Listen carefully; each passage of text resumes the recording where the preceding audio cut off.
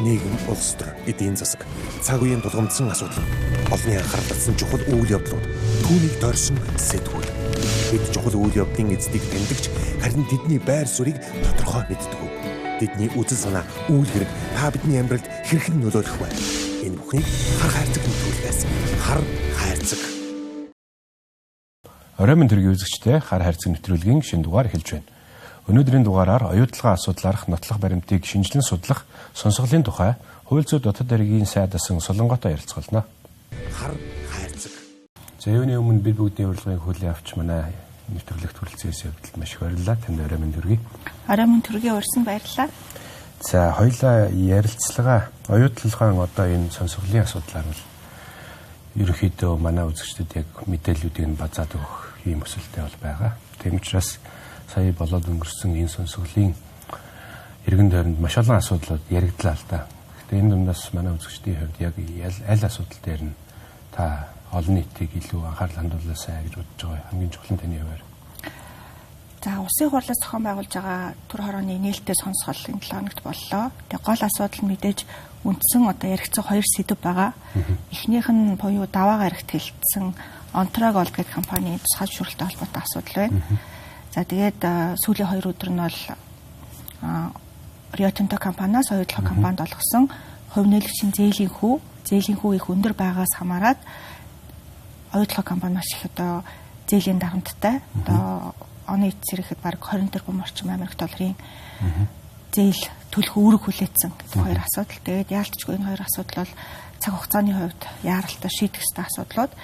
Тэгээд энэ хоёр асуудлыг тойроод бас ер нь оюутлах төсөл өнөөдөр ямар байдалтай байгаа юм бэ гэдэг дээр иргэдэд бас их бодиттой мэдээлэл өгсөн олон талын асуудлууд бас ил гарсан сонсгол болж байна. Тэгэхээр энэ бол хамгийн гол бас үр дүн нь би юу гэж харж байгаа гэхээр иргэдэд бодиттой мэдээлэл өгч байна. Тэгээд оюутлахаа гэдэг төсөлтэй холбогдуулаад олон жил маргаан байдаг.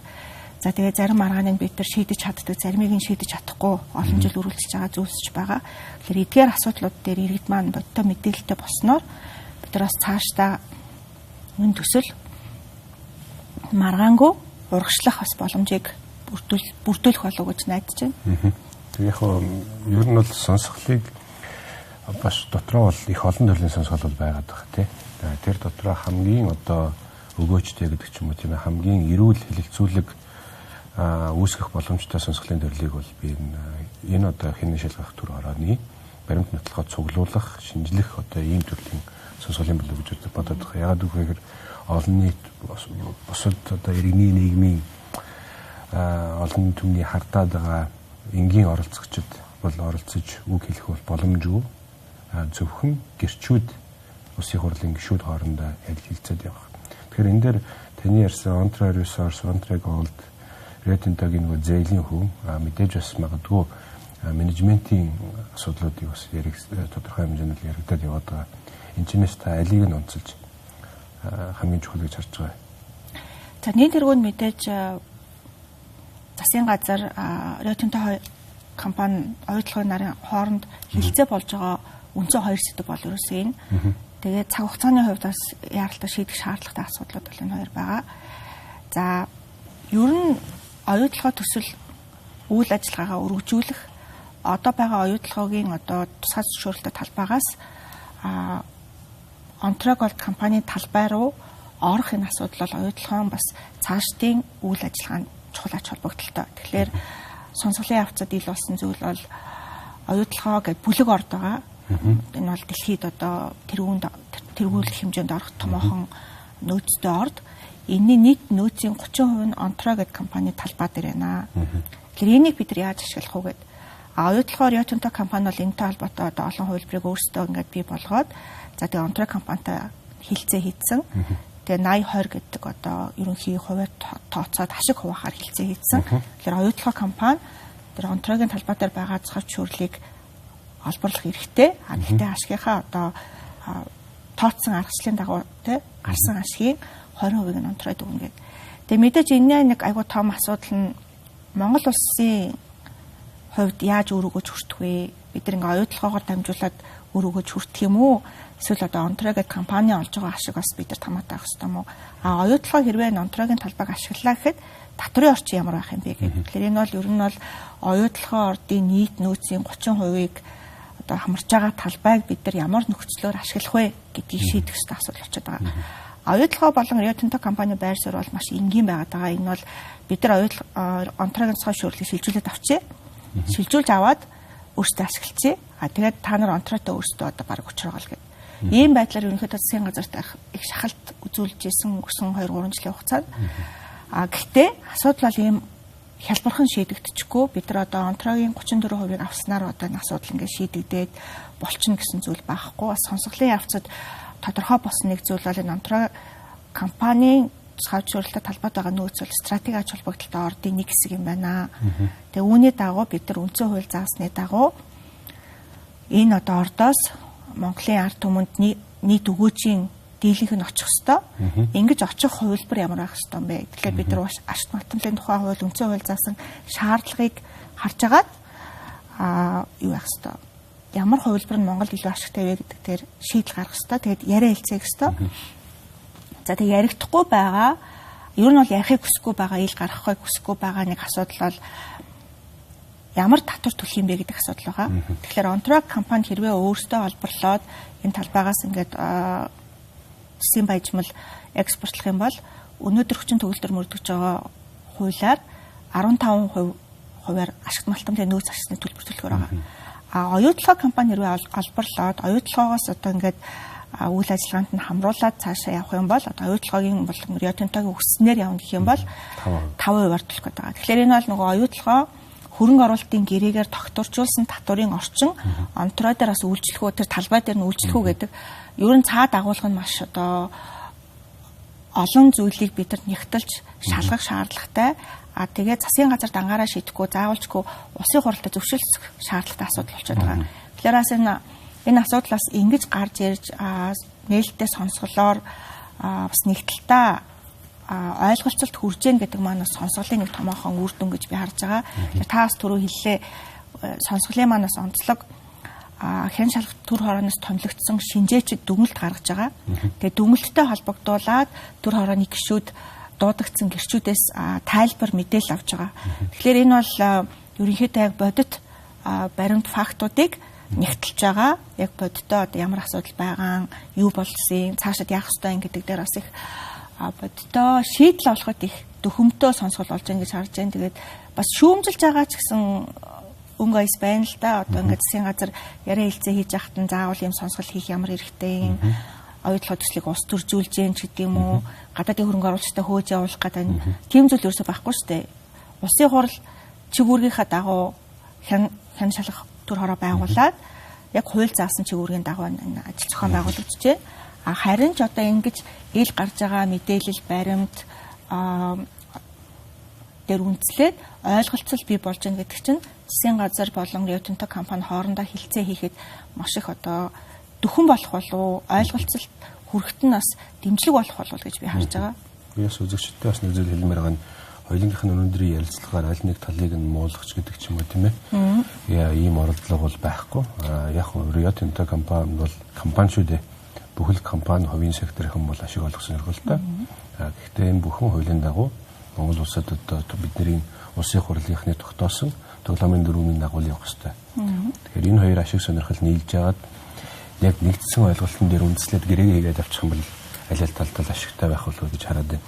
Түрүүний онтроо дээр аялал буцаагаад төлөрөхөд онтроо болон Rio Tinto хоёр гэрээ хийхээс өмнө манай одоо сонсголын төр орны гишүүд болон одоо энэ төрөөс ерөнхий нэг дүгнэлт бол Монгол Улсын засгийн газар улсын хурал Монгол улс эхлээд онтроотой асуудлаа шийдчихэд тэрэн дээр нь хэн ажиллах вэ гэдэг нь бол тодорхой бараг Rio Tinto болох юм аа гэсэн одоо саналыг дэвшүүлж байгаа гэж ойлгож байгаа зөв үү? Ер нь бол би гэхдээ яг хэний байр суурь ямар гэдгийг одоо дэлгэрэнгүй тайлбарлах их цаг их орох бах. Тэгээ ер нь бол Rio Tinto компанийн байр суурь ямар вэ гэхлээр бид нар одоо угаасаа энэ ордыг бол оюутлогоогоор дамжуулж ашигланаа. Оюутлогоогийн бол ингээд гүний уурхагийн үргэлжлэл болно гэдэг. Тэгээд ер нь үргэлжлэхдээ бид нар тусгай зөвшөөрлөг шилжүүлж авсны дараа үргэлжлүүлж ажиллаа хийнэ гэсэн байр суурьтай. Гол нь тусгай зөвшөөрлийг нь одоо шилжүүлээд оюутлогоор шилжүүлээд өгчхөөр тэр хөрөнгө оруулалтын гэрээний үйлчлэх хүрээнд хамрах хэсэг нь бас ойлгомжгүй. Ойлгомжгүй нь ер нь бол хамрна гэдэг одоо дүгнэлт бол сая сонсголоор гарч ийн л та. Ингэж хамарснараа ямар асуудал үүсэж байгаа гэхээр оюутлогоо компани одоо хөрөнгө оруулалтын гэрээ байгуулсан байгаа шүү дээ. Тэр хөрөнгө оруулалтын гэрээний үйлчлэх хүрээнд энэ хоёр тусгай зөвшөөрлийг хамруулах уу? Хэрвээ хамруулах бол засгийн газар энэ асуудлыг улсын хурал руу авч орох ёстой. Дангаараа шийдэж чадахгүй гэдэг л дүгнэлт гарч байна л да. Энэ асуудал бол өмнө нь яригдчихлээсэн. Засгийн газартаас энийг аль болох ингээд хурдан хугацаанд хялбараар ингээд шийдээд өгөөч гэдэг хүсэлтийг Rio Tinto компани өмнө зөндөө тавьжлээсэн. Тэгээ би бас хууль зүйн дотоод хэргийн дэд сайтаар ажиллаж байхдаа тухайн үед ажлын хэсэгт дэмжлэг үзүүлэх гэрээ эрх зүйн дэд хэсгээд ажиллаж исэн. Тэр гэрээ эрх зүйн дэд хэсгийг ахлаад ажиллаж байхдаа бид нарт бас яг 24 оны 3 сард үүнтэй холбоотой дүгнэлт гаргаж өгөөч гэсэн хүсэлтийг ажлын хэсгийн ахлагч тухайн үеийн засгийн газар хэрэглэх газрын даргаас ирүүлж исэн. Тэгээ манай ажлын хэсгээс гарсан дүгнэлт ямар вэ гэхээр энэ бол засгийн газар дангаараа шийдэх асуудал биш байна. Энэ бол үндсэн хууль болон бусад хууль заасны дагуу зайлшгүй улсын хурлаар зөвшөөрлөгдөх ёстой. Яагаад гэхээр энэ бол ямар хэмжээний татвар төлөх үү гэдэг асуудал яригдж байна. Тэгээ энэ одоо онтроогийн талбайг оюутлогоод шилжүүлээд оюутлогын байр суурь бол бид нар хөрөнгө оруулалтын гэрээнийхээ дагуу 5% нөөц засгийн төлбөрөл төлнө гэдэг байхгүй юу? Тэгэхээр энэ 5%-ийг ингэж бид нар энэ одоо нөөцийнх нь одоо 30% байгаа талбайг шууд ингээд хөрөнгө оруулалтын гэрээнд хамруулах нь өөрөө бас бидний анх тохиролцсон гэрээний нөхцөл бол биш ээ гэдэг байр суурьтайгаар дүгнэлт бол гарч ирсэн. Тэгэхээр энэ дүгнэлт бол ерөнхийдөө засгийн газрын ажлын хэсгээр яригдаад тэгээд оюутлогоор Rio Tinto-гоос тавьж ирсэн санал бол тухайн үед тэгж одоо өөрсдийнх нь хүснээр тийм хурдан шийдэгдээгүй л дээ. Тэгэхээр сонголын явцад гарсан нэг баримт бол 25 оны 1-р сард оюутлогоо компани төлөөлөл өдөр зөвлөл дээр бас энэ хилцлийг хийх зөвшөөрлийг Rio Tinto компанийн томилсон гишүүд дангаараа шийдвэрлэсэн гэдэг зөвлөлт гарсан. Хүч төрөнд шийдвэрлэсэн гэдэг. Тэгээ энэ дээр бас нөгөө тузын үйл ажиллагааг бас сайн мэддэг. Тухайн үед төлөөлөл өдөр зөвлөлийн гишүүн байсан баясгалан гишүүн бас сонсголын үеэр бас боддоо хилжээлээ.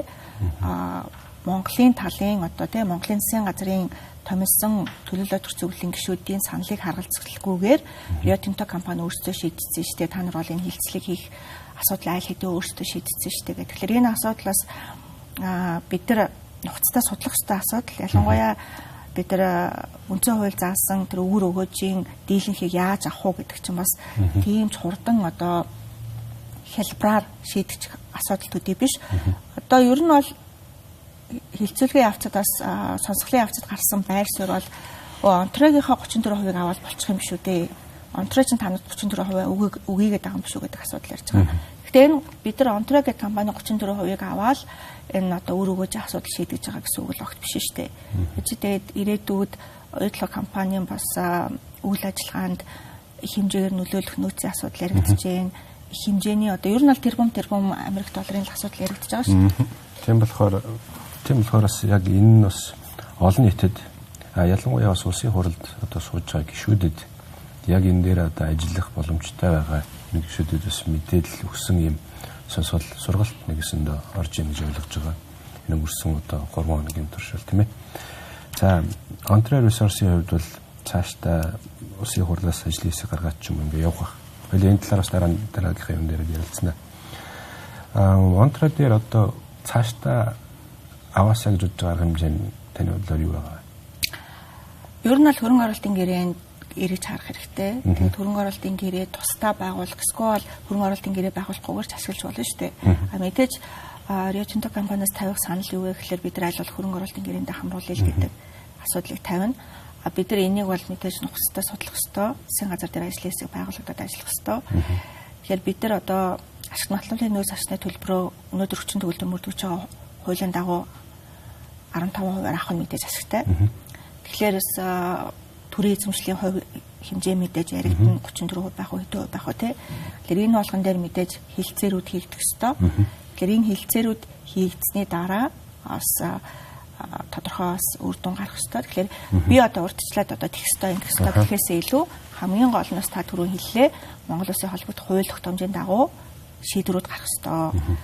хуулийг тойроод ч юм уу эсвэл одоо их хуралдаа зөвшөлтсөлгүйгээр хэдүүлээ энүүхэн эндээ шийдчихье гэдэг асуудал байж болохгүй. Тэгээ 2015 оны Дубайн гэрээгээд айгүй хил амтаа байдаг баримтчгийн гол бас асуудал тэр байсан шүү дээ.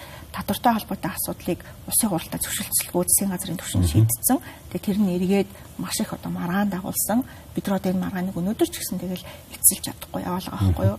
Тэгэхээр бас нөгөө анханасаа процессын алдаатай хийцэн шийдвэр тэгээ эргүүлээ засахд маш хэцүү байдаг. Тэгээд хүчингү болгоход аюу хэцүү. Тэгээ мэдээж засгийн газрын хийж байгаа ажил учраас бас мэдээж бид нар маш нухацтай сайн судлах ёстой. За тэгээ мэдээж хөрөнгө оруулагч талтайгаа ойлголцох хэрэгтэй. Тэдний байр суурийг мэдээж сонсох хэрэгтэй. Тэгээ харилцан ашигтай байх хэрэгтэй. Тэгээ мэдээж та түрүүээс Rio Tinto компани мэдээж бизнесийн байгууллага аль болох одоо ашигтай байхыг бодно.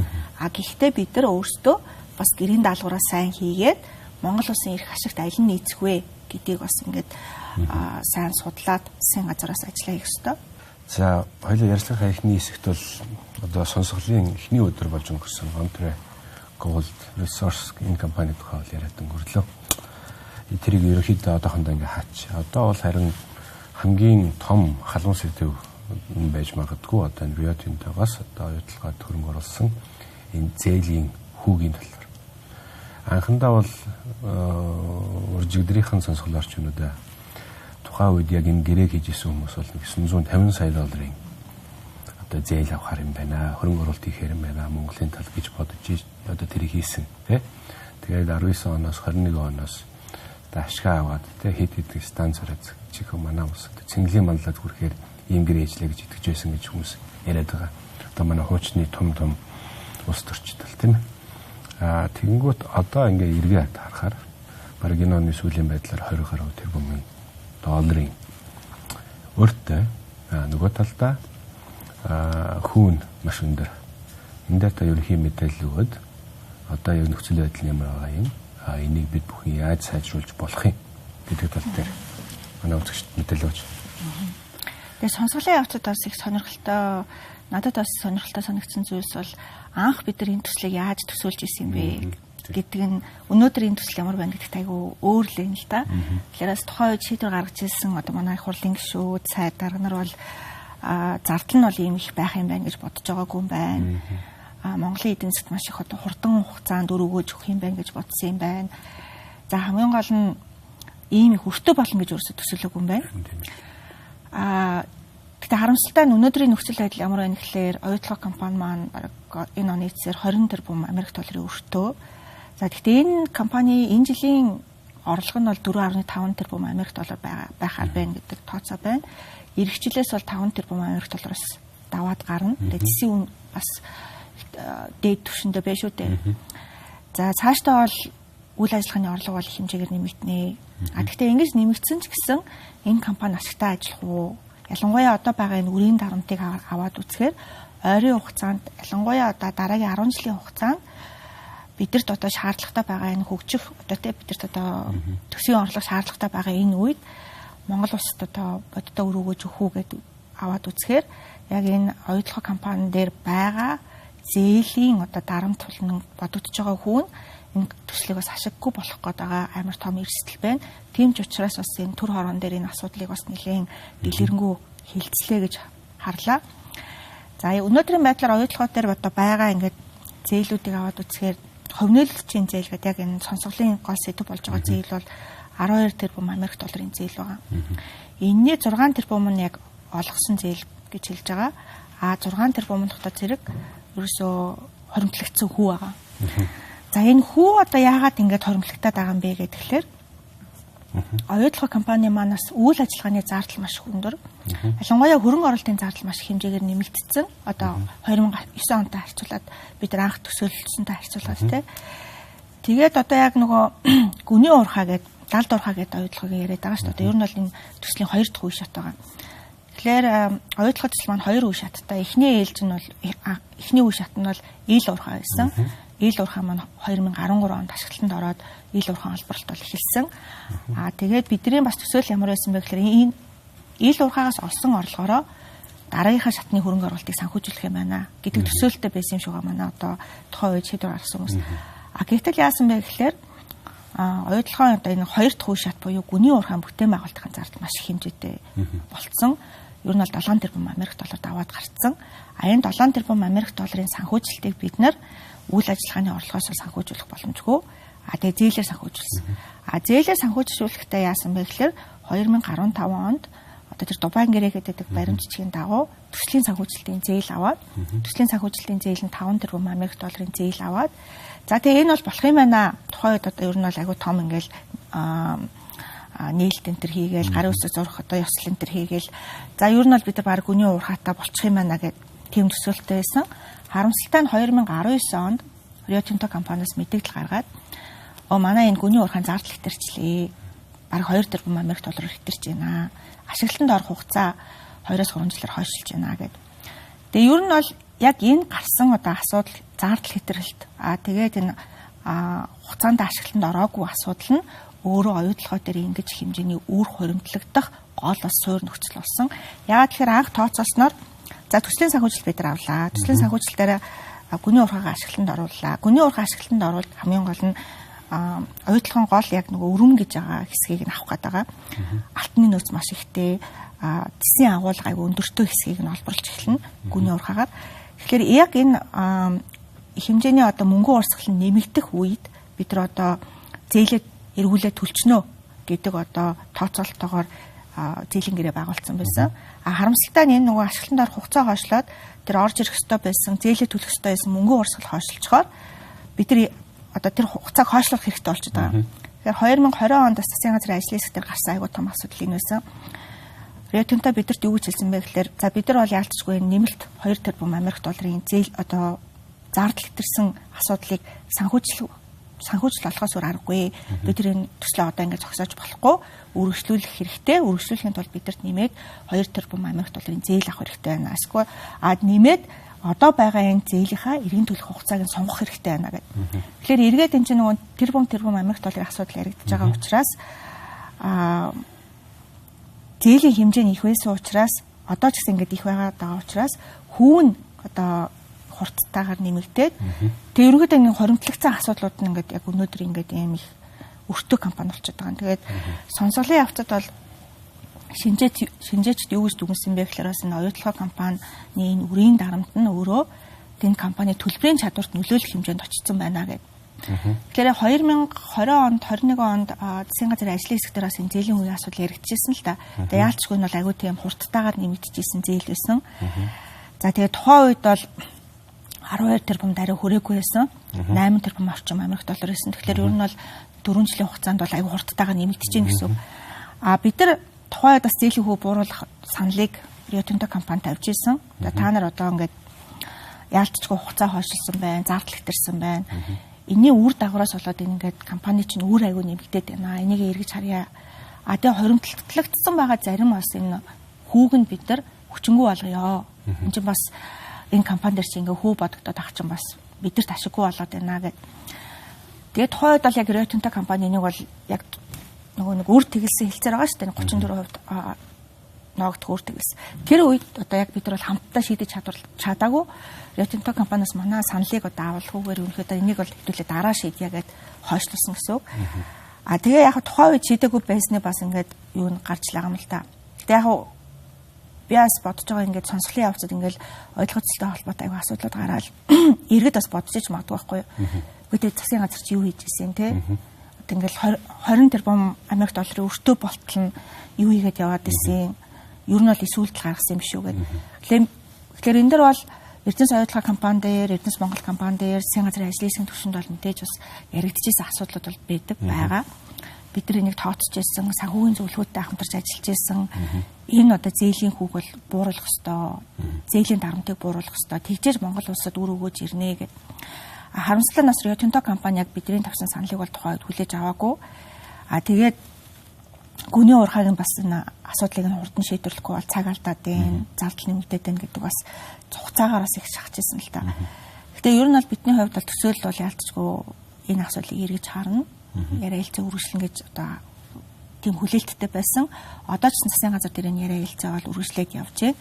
Тэгэхээр бол энэ ажил бол хийгдээ тодорхой үр дүн гарах болов гэсэн хүлээлттэй. За тэгээд иргэд бас гайхаж магадгүй бас нөгөө талаараас нь хэвлэлээр явж байгаа зарим ингээд нийтлэл, байр суурь ямар байна гэхээр үгүй энэ нэг компани үрийн асуудал юм шүү. Та нар юундаа санаа зовоод байгаа юм гэх тээ. Тэгэхээр энэ бол зөвхөн одоо яг оюутлогоо компанийн зөвхөн нэг аж ахуй нэгжийн үрийн асуудал бол юусоо биш ээ. Энэ бол манай улсын одоо нийт гадаад үрийн одоо талыг эзэлж байгаа 20 тэрбум Америк долларын одоо тийм ирээдүйд төлөх ёстой үүрэг болчиход байгаа байхгүй юу. Тэгэхээр энийг бид нар одоо ингээд анхаарч шийдэхгүй бол зээл нь одоо улам нэмэгдээд байна гэдэг маань эргээд Rio Tinto компани ер нь бол энэ зээлийн хүүгээр дамжуулж ашгаа төрүүлж хийгээд байгаа. Тэгэхээр нөгөө трансфер прайсинг гэдэг үн шилжүүлэлтийн аргаар ер нь бол өөрсдөө ашгаа шилжүүлээд аваад байна гэсэн. Тэгэхээр Монгол улсад нөгөө ирэх өгөөж улам хоошлоод Rio Tinto компанид нөгөө оюутлогын хамгийн ашигтай байгаа үе дээр олох орлого нь мөнгө урсгал нь Rio Tinto компанид очно гэсэн. Нөгөө талаараа энэ хувь нээлгчийн зээлийн хүү өндөр байгаад оюутлогын компани энийг төлөөд байна гэдэг маань ирээдүйд Монгол улсад төлөх татвараас хасагдах зардал болоод байгаа.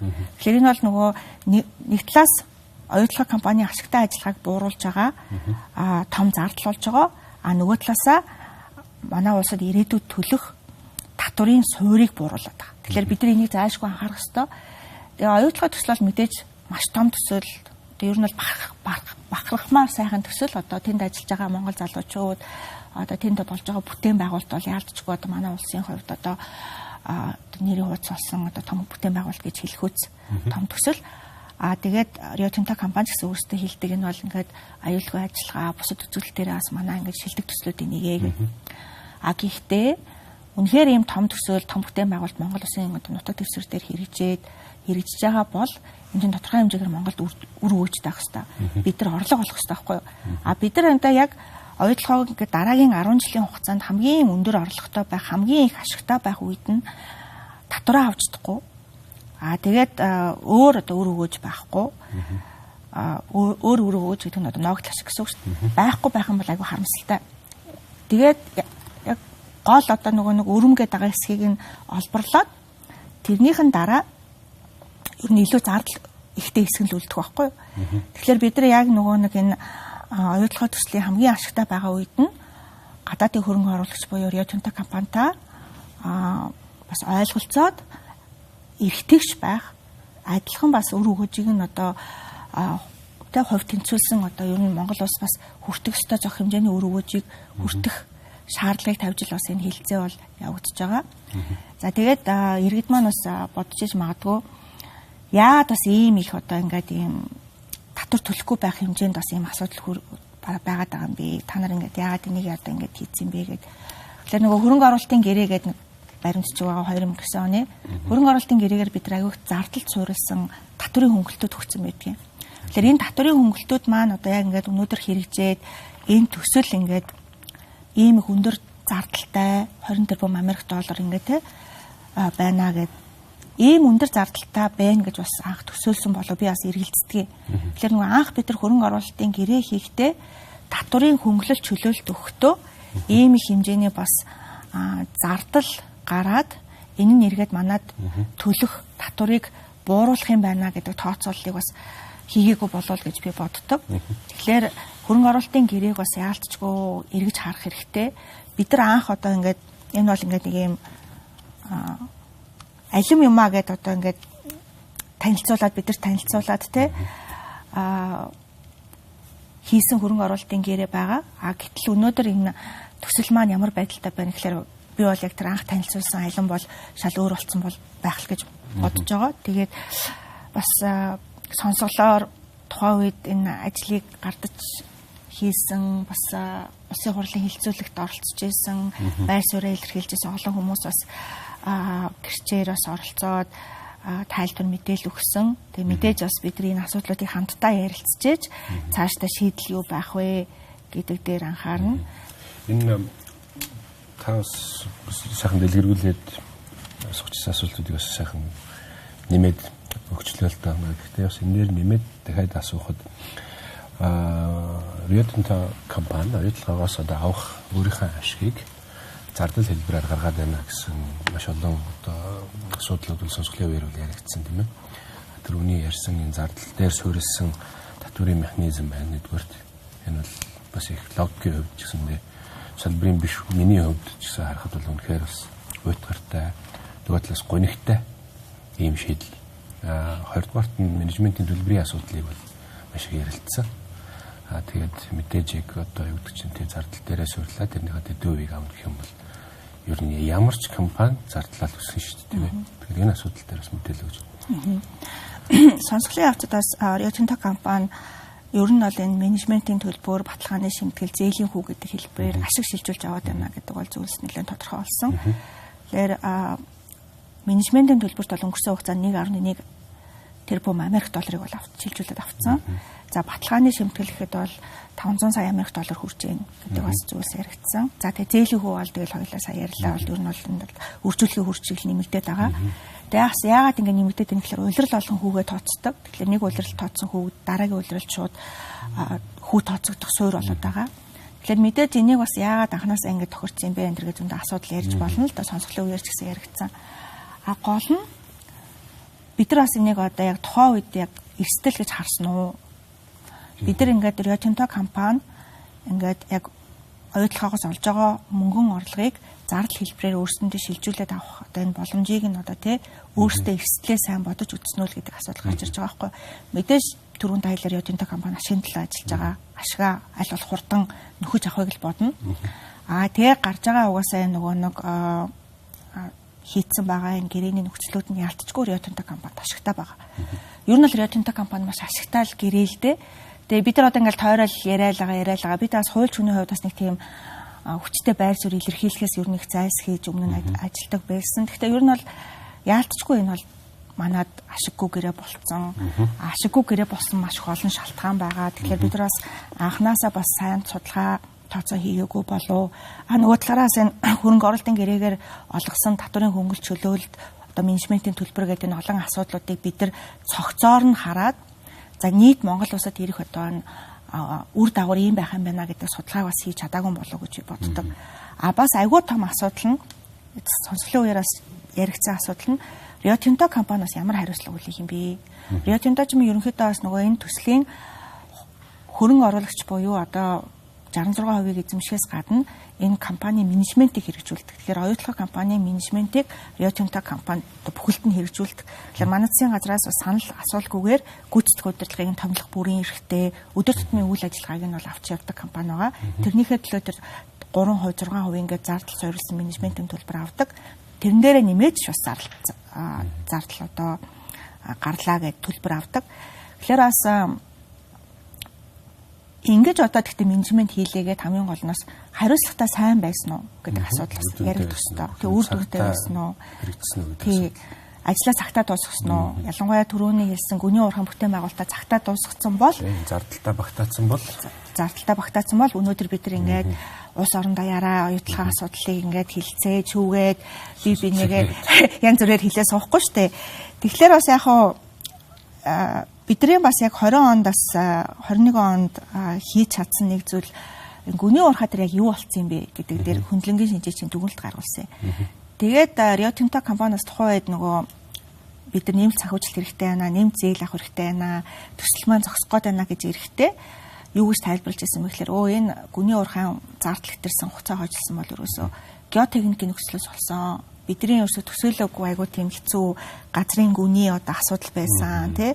Геотехникийн хүч айгуу юу байгаа хгүй одоо ингээд юу чиндээ мэдхгүй тий. Нэг мэрэгжлийн гишүүнд бол за тэгэхээр ер нь бол өөрсдийнх нь хяналтанд байгаагүй асуудлаа. Бид нар бол энийг ингээд ягаад ч урьдчилан тооцож болохгүй байсан гэдэг тайлбар хэлсэн. Гэтэл олон улсын хэвлэлүүдээр айгуу өөр мэдээлэл гараад ирсэн. Тэр нь юу вэ гэхээр үгүй энэ бол Rio Tinto компани менежментийн асуудал байсан. Rio Tinto компаниг бол урьдчилж хараад тооцоод эрсдлээ бууруулах боломжтой байсан. Ер нь бас энэ зардал хэтэрж байгаа хугацаа хойшилж байгаа асуудлыг эдгээр аль хэдийн мэдчихсэн. Энэ талаараа хөрөнгө оруулагчтай мэдээлэлгүй, жижиг хувьцаа эзэмшигчтэй хэлээгүй.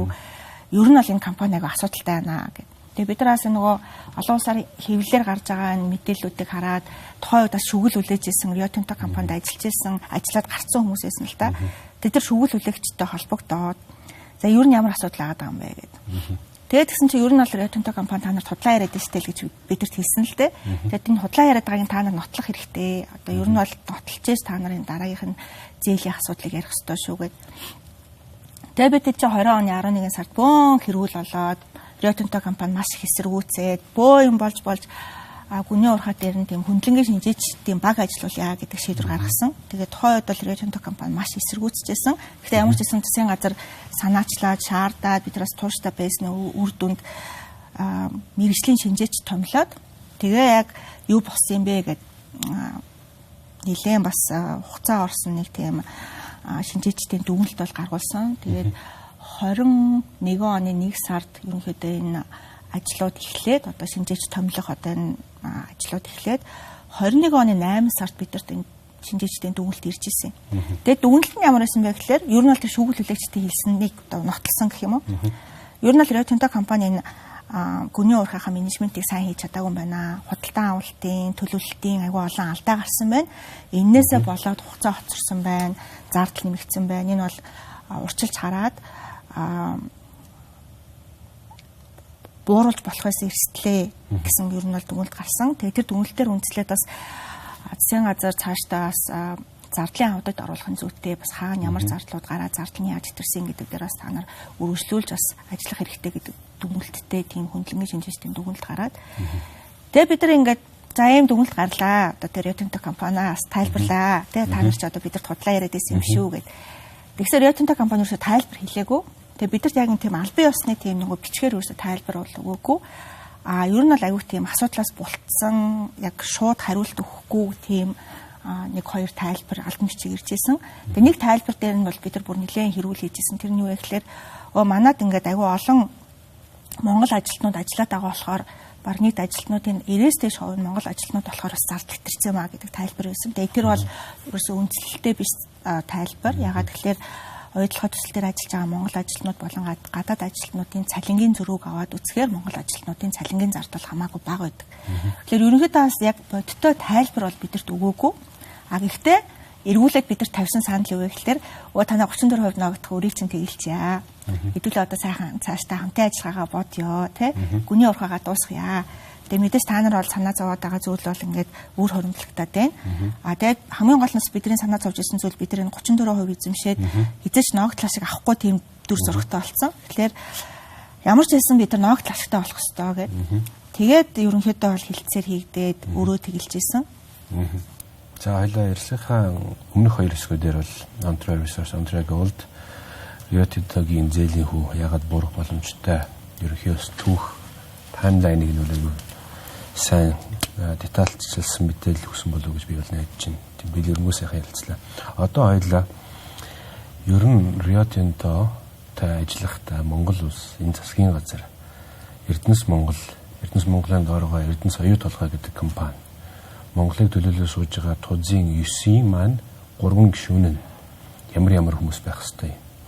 Цаашдаа ер нь яг ямар боловсралтай, чадaltaй, чадвартай хүмүүсийг бид нар тавьж ийж энэ алдаануудыг одоо бид нар дахиж давтахгүй байх боломжтой бай гэдэг тал дээр таны байр суурийг сонсомоор байна. Мэдээ засаг маш чухал. Тэгэхээр бас ер нь оюутлага дээр байдаг томоохон асуудлууд нь хоримтлагдаж байгаа л бүр ингээд болохоо байхаараа засгийн газрын түвшний асуудал болдог. Уг нь тухайн үедээ асуудал үүсэх болгонд нь Эрдэнэс оюутлага Эрдэнэс Монгол компани хэмжээнд ашгол холбогдох төрийн байгууллагын хэмжээнд шийдэгдээд байх юм бол өнөөдөр бид нараас ингээд сонсгол хийгээд авах шаардлагагүй. Заавалчгүй нэг аж ахуйн нэгжийн асуудлыг бид нар ингээд улсын хурал даяараа улс орон даяараа бас ингээд хилцээд суух шаардлагагүй шүү дээ. Энэ бол зүгээр л Монгол улсад үйл ажиллагаа явуулж байгаа компани асуудал. Нөгөө талаараа энэ компани үйл ажиллагааны цар хүрээ яалтчгүй Монгол улсын эдийн засагт нөлөөлөх хэмжээний худалдаа авалт болон одоо олж байгаа орлого нь манай улсын эдийн засагт нөлөөтэй учраас бид нараас авч үзэхээс өөр аргагүй. За тийм би бас яг 20 онд ажиллаа авахд бол мэдээж Эрдэнэс оюутлага компани, Эрдэнэс Монгол компанитай хамтарч ажилласан. Мэдээж чадварын асуудал бол яригддаг. Энэ дээр бол бид нар мэрэгсэн сайн мэрэгчлэнүүдээ ажиллуулах хэрэгтэй. Хуулийн, санхүүгийн, техникийн маш сайн одоо боловсон хүчин байх ёстой. Тэгээ 20 оны намар бас тухайн үед ерөнхийлөгч хөрөсөх ерөнхий сайд дээр ажиллаж байсан. Тэгээд оюун эрдэнэ дарга засгийн газрын хэвлэх газрын дарга байсан. Тэгээд тэр үед бид анх удаага нээлттэй сонгон шалгуулалтаар оюутлагын төлөөлөж зүйлийн гишүүдийг томилж ирсэн. Тэгээ одоо энэ Баясгалан тэгээ тухайн үед дуулуурхаан чиглэлээр мэрсэн ган очир гэдэг 2 гишүүн бол томилогдож ирсэн. 3 дахь нь яг тухайн үедээс нөгөө үргэлжлэх бас хэрэгтэйгээд нөгөө ой сануулж байх хэрэгтэйгээд нэг гишүүний нь бол өөрчлөх үйлдэлсэн. Тэгээд ер нь бол яг мэрэгжлийн бас хүмүүс ороод асуудлыг ингээд аваад үзэхээр яалтчгүй бас ялгаа гардаг, үр дүн гардаг. Гэхдээ бас нэг өөр нэг асуудал бидний хувьд манай ялангуяа дотоод улс төрийн тэмцлээс болоод гардаг асуудал эсвэлт маш ихтэй болсон. Одоо ялангуяа Дубайн гэрээнтэй холбогдуулаад бас үүссэн асуудал ямар вэ гэхээр одоо тухайн үеийн татврын дарга байсан хүн шоронд орсон, одоо эрхний талбан тушаалаа уруулан ашигласан, бусдад давуу байдал бий болгосон гэх. Тэгэхээр бас энэ нэг оюутлогтой холбоотой асуудлыг шийдэхлээр асуудалд ордог тийм одоо хувийн хариуцлага хүлээдэг тийм асуудал үүсчихэд байдаг. Тэгэхээр энэс бас болгоомжлоод гэх юм уу бас их үр дагавартай шийдвэрүүд гардаг учраас манай төрийн албан хаагчдыг ажиллаж байгаа хүмүүс бас ер нь бол жоохон болгоомжл байдгийм байх гэж би хардаг. Тэгээ би ч гэсэн тухайн үед бол ингээд 2021 онд л айгүй урам зоригтой асуудлыг шийдчих юмсан гэж бодоод ажилласан. Тэгээ өнөөдөр одоо ингээд дараа нь харахад бол баг ажил хийсэн буруутдаг юм шиг те. Баг ажил хийснээрээ одоо янз бүрээр одоо цоллуулдаг асуудал бол үүсдэг.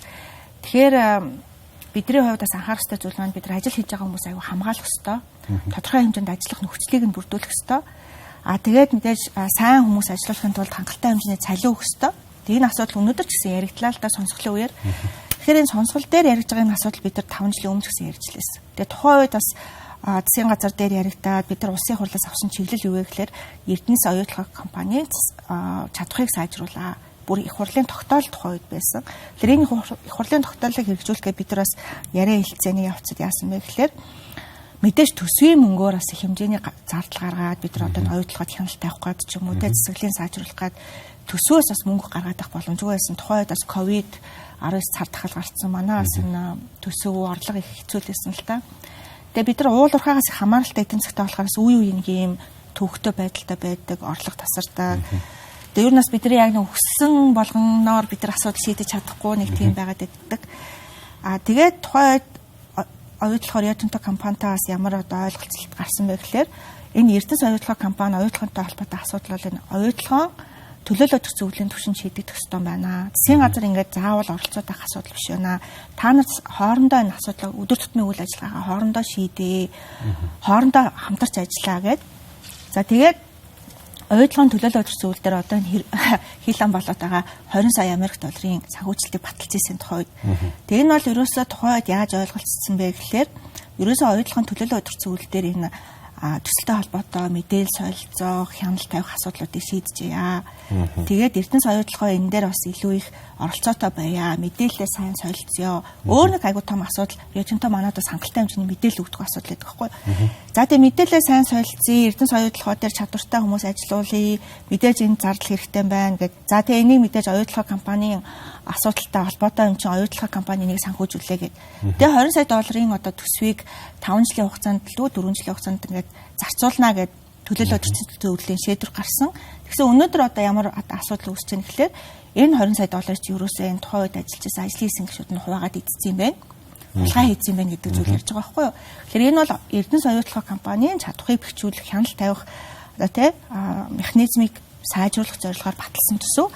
Эрдэнэс оюутлахаа дээр бол бүх зарцуулалт хийгдсэн. Төлөвлөсөн ажлууд нь яг юу байсан бэ? Цалингийн нэмэгдүүлэх, техникийн зөвлөх авах, санхүүгийн зөвлөх авах гэдэг энэ ажлууд бол ихэндээ хийгдчихсэн. Ямар ч байсан техникийн зөвлөх авч ажиллаж байсан, санхүүгийн зөвлөх авч ажиллаж байсан. Гэхдээ сүүл рүүгээ одоо яг ямар байдлаар зарцуулалт хийсэн би бол сайн мэдэхгүй. Яг л би тэр компани өдөр тутмын үйл ажиллагаанд оролцдог. Гэхдээ өнөөдөр харамсалтай ямар дүр зураг байна гэхлээр тухайн үед ажлын хэсэгт ажиллаж байсан хүмүүсийн 20 сая долларыг хуваагаад эдцсэн юм байна гэдэг асуудал яригадаад. Тэгэхээр бас би зүгээр яг хариуцлагатайгаар хэлэхэд энэ бол Монгол улсаас хуультай Эрдэнэс оюутлагаас гарч байгаа зардал болгон чинь хяналттай байгаа. Эрдэнэс Монголын төлөөлөл өдөрцөл асуудлыг шийдэж байгаа. Тэгэхээр бас тийм их одоо шууд хулгайлаад аваад гарчих одоо асуудал огт байхгүй. Тэгэхээр мэдээж энэ одоо санхүүжилтийг зориултын бусаар зарцуулсан бол тухайн шийдвэрийг гаргасан хүмүүс зориултын бусаар зарцуулсан одоо албан тушаалтууд мэдээж хариуцлага хүлээх ёстой. Гэхдээ энэ дээр бол оюутны ерөнхий сайд одоо шууд аваад идсэн ч юм уу одоо скол одоо сүүлдээ миний нэр гарч байгаа байхгүй одоо энэ хүн ч аваад идсэн юм биш тэгээ тийм зүйл бол ерөөсөй байхгүй. Тэгэхээр бас тодорхой хэмжээгээр мэдээж бид нар сайн хүмүүс ажилуулах хэрэгтэй. Гэхдээ тэр хүмүүсээ бас ажиллах нөхцөлийг нь хангах ёстой. Тэгээ манай бас улсын аягүй томоохон зовлон энийг бол ялангуяа улс төрийн албан тушаал ашигладаг хүмүүс аягүй сайн одоо мэдэх бах. Ер нь бас яг төрийн албанд бас тодорхой асуудал шийдэхэд аягүй хүндрэлтэй болсон. Асуудал шийдснээрээ одоо ингээд бурууддаг, хариуцлага хүлээдэг те. Тэгэхээр бас бид нар энэ төрийн албаны хуулиас эргэж харах бас заашгүй шаардлагатай байна. Тэгэхээр энэ засаглалын асуудал гэдэг маань зөвхөн оюутлага компанийн засаглал биш. Манай улсын ч гэсэн засаглалын одоо ер нь аягүй томоохон асуудлын нэг хэсэг болж байна гэж би харж байгаа. За маш сонирхолтой сэдв энэ бол тийм ээ. Засаглалын хувьд яг одоогийн байдлаар тузын гишүүнээр одоо ажиллаж байгаа бусад одоо саяхан бас сонсголын үеэр ч гэсэндээ түрүүний ярьсан бясалган гишүүний хувьд ч гэсэн мэндэ гишүүн бас байна тийм ээ. Хоёулаа Хонконгод ажиллаж исэн олон улсын банкны салбарт яг ажиллаад үзсэн. Нөгөө тал дээр Рио Тинто шиг компаниудад яг зөвлөмжийг нь өөрсдөө гаргаад дүгнэлтийг нь өгдөг ийм боловсон хүчин бол монголчууд бидний дунд бол одоо байна. Яг 15-16 онд гэдэг ч юм уу эсвэл Дубайн гэрээг үзгэлж явах үед бол ийм төвшний хүний нөөц төдийлөн байгаагүй гэж ярьдаг.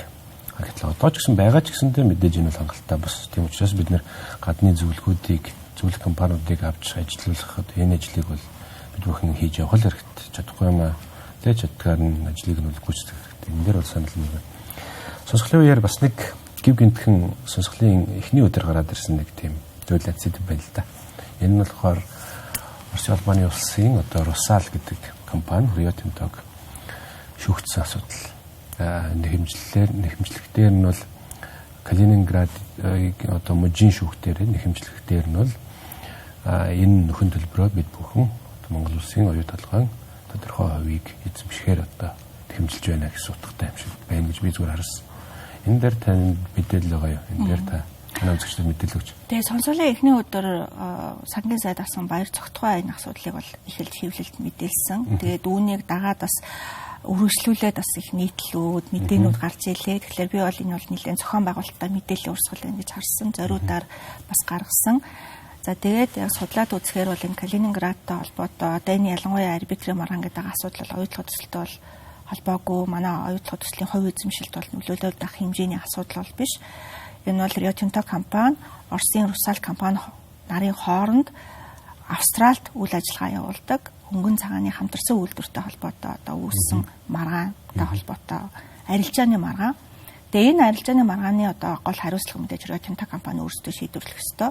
Рио Тинто компани, Русал компани хоорондын байгуулсан гэрээтэй холбоотой үүсэж байгаа маргаан манай одоо оюутлага компанийн одоо хувь эзэмшилд нөлөөлөх хэмжээнд очно гэдэг бол хууль зүйн үндэслэлгүй. Одоо ялангуяа одоо оюутлага компанийн хувь нээлгчийн зээл дээр хэрвээ одоо аль нэг хувьцаа эзэмшилт өөрчлөгдөх ч юм уу хувь эзэмшил нь өөрчлөгдөх тохиолдолд нөгөө талаасаа зөвшөөрөл авна гэж маш тодорхой заасан.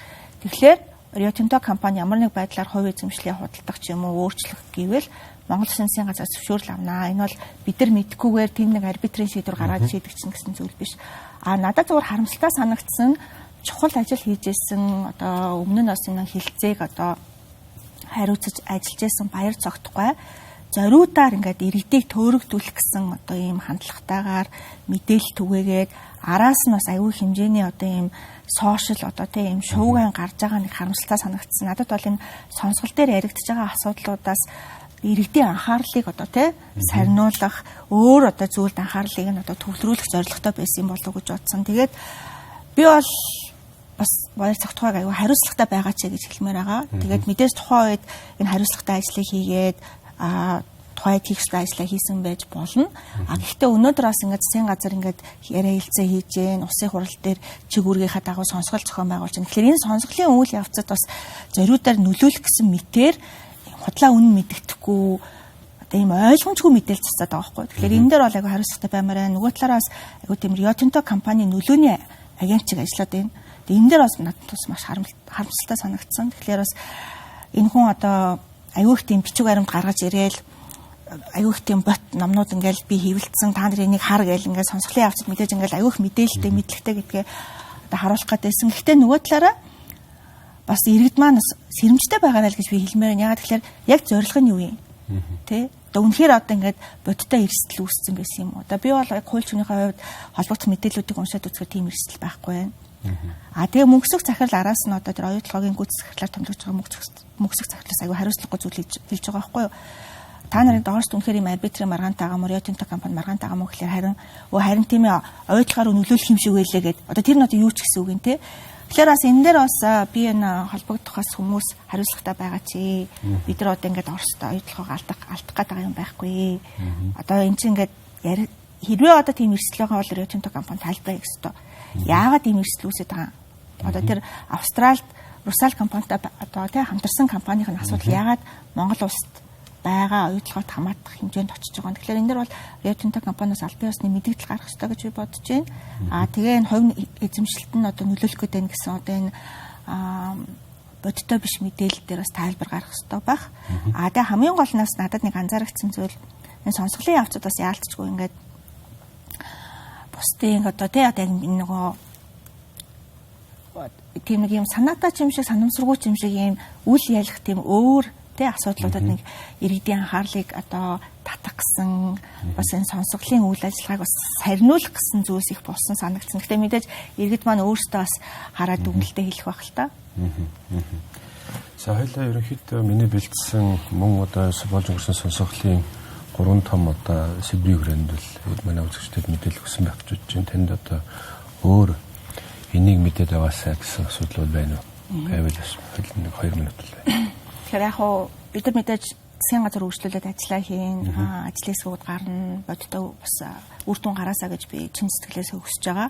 Гэтэ бас энэ ажлыг хариуцаад 4 жил бас хариуцж ажилласан хүний хувьд хэлэхэд Rio Tinto компани Монголын бас улс төрт нөлөөлдөг, дотоод улс төрт маш их оролцдог, өөрсдийнхөө талд бас асуудлуудыг шийдвэрлэх гэсэн хандлага маш их байдаг. Тэгэхээр бас бол Rio Tinto компаниг энэ үйлдэлээ зогсоогоосоо гэж бодож байна. Тэгээ ялангуяа бас засгийн газар ажиллаад тодорхой одоо тий ажлууд хийгдэж байгаа энэ үед Rio Tinto компаниас энэ зохисгүй байдлаар манай улс төрийн одоо шийдвэр гаргах процесс нөлөөлөхөө болжээж бас бид нар бас энэ яриалцаа бас бодтой үр дүнд хүрнэ. Тэгэхээр бас зарим улс төрчид бас Rio Tinto-гийн эрх ашигыг хамгаалж ажиллахаа бол зогсоомоор байна гэж хэлмээр байна.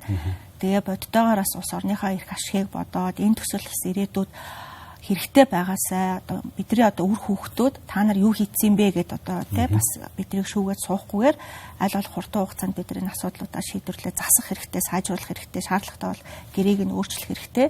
Тэгээ бид нар дахиад 10 жилийн дараа ийм сонсгол хийхгүйгээр аль болох хурдан хугацаанд бас асуудал шийдэгдэх ёстой. Тэгээд ингэж шийдэгдэхийн тулд бас манай улс төрийн процесс шударга зөв явах ёстой.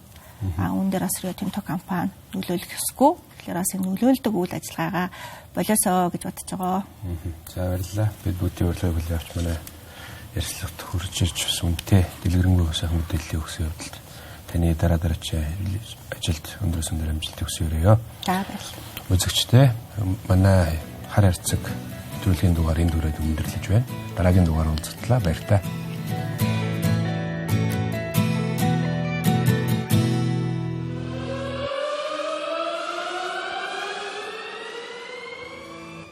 Нийгэм, улс төр, эдийн засаг, цаг үеийн тулгамдсан асуудал, олонний анхаарал татсан чухал үйл явдлууд, түүнийг дорсон сэтгүүл.